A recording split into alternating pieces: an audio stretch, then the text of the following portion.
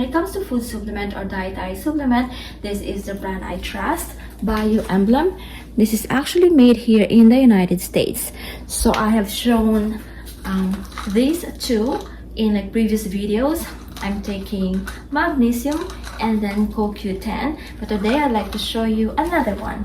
This is the probiotic.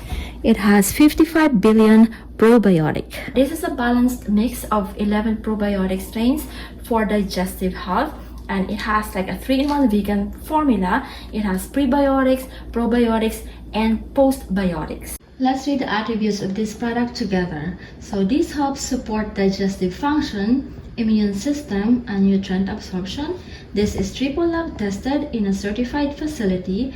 This is gluten-free, and this is non-GMO. If you are interested to know the size of the veggie cups, this is the size.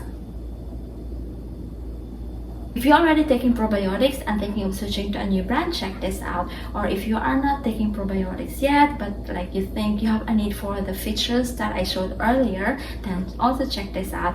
Again, this was given to me by Bioemblem. This is the brand. And also check the other brands. I'll put the links of these 3 below, just in case you're interested in like one of them or all of them.